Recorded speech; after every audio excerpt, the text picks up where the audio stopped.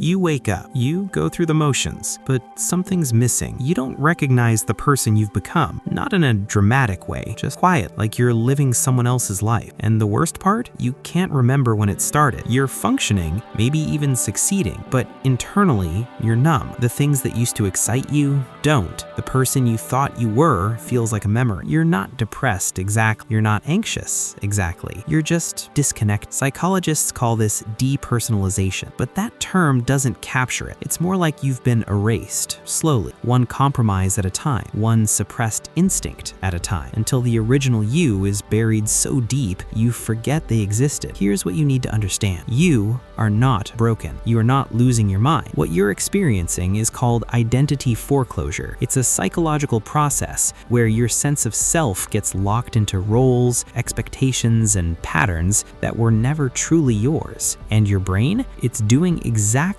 what it evolved to do: survive, belong, avoid rejection. The problem isn't you. The problem is that you've been living in survival mode for so long, you forgot there was another way. Let's talk about how this happens. Your brain has two modes of self-construction. The first is called the authentic self. This is the version of you that feels safe when you're not performing, when you're not managing other people's emotions. It's spontaneous, intuitive, driven by intrinsic motivation. But here's the problem. Society doesn't reward the authentic self. It rewards the adaptive self, the version of you that fits in, that doesn't cause problems, that meets expectations. And your brain, wired for social survival, learns this fast. So you adapt, you perform, you suppress. And over time, the adaptive self becomes so dominant, the authentic self goes dormant. Neuroscientist Antonio Damasio calls this the somatic marker hypothesis. Your brain stores emotional memories in your body. Every time you suppress your truth, your body remembers. Every time you perform instead of feel, it leaves a trace. And eventually, the disconnection becomes your baseline. You don't feel like yourself because you haven't been yourself in years. So how do you come back? Not all at once, not through some grand revelation, but through small, deliberate acts of reclamation. You can't change what you can't see. Start paying attention to moments where you edit yourself, where you swallow your words, where you fake enthusiasm, where you say yes when you mean no. This is called metacognitive awareness. You're not judging it, just noticing it. Write it down if you need to. I didn't say what I really thought in that meeting. I pretended to enjoy that conversation. These moments are breadcrumbs back to you. Your authentic self speaks through your body, not through logic, through sensation. What makes your chest feel open? What makes time disappear? What do you do when no one's watching? Psychologist Mihaly Csikszentmihalyi called this flow. It's the state where your sense of self dissolves. Because you're so aligned with what you're doing, there's no gap. Find those activities. Even if they seem small, even if they seem unproductive, they're neural pathways back to who you are. Every role you play that doesn't fit creates identity debt, the exhaustion of pretending, the cognitive load of managing a false self. Start letting go of commitments that drain you, relationships that require performance, hobbies you do for optics. This isn't selfish. This is self-preservation. You're not abandoning responsibility. You're removing the weight of inauthenticity. You don't need to overhaul your life overnight. Start with tiny truths. Say what you actually want for dinner. Share an unpopular opinion in a safe space. Admit when you don't know something. These micro moments rewire your brain. They tell your nervous system it's safe to be me. And over time, those moments compound. This part is uncomfortable, but necessary. You will feel grief for the years you spent performing, for the version of you that got buried, for the experiences you missed while you were pretending. Psychologist Susan David calls this emotional agility, the ability to hold pain without letting it define you. Let yourself feel it. Don't rush it. It's not weakness. It's integration. Here's the simple truth. You are not one fixed thing. You're a process, a constant negotiation between who you've been, who you are, and who you're becoming. And when you lose yourself, it's not because you're broken. It's because you stopped negotiating. You let the world decide for you. You optimized for acceptance over alignment. And your brain, loyal as ever, adapted. But here's the thing about the authentic self. It never dies. It just waits, dormant, patient, until you create the conditions for it to return, and those conditions are simple: safe, permission, space. You don't need to become someone new. You need to remember someone old, the version of you that existed before the world taught you to perform. So if you don't feel like yourself anymore, start small. Notice one moment today where you suppressed your truth and ask yourself, what would I have said if I felt safe? You don't have to fix everything. You don't have to announce a transformation. You just have to begin, one authentic moment at a time. That's how you come back, not with a bang, but with a whisper.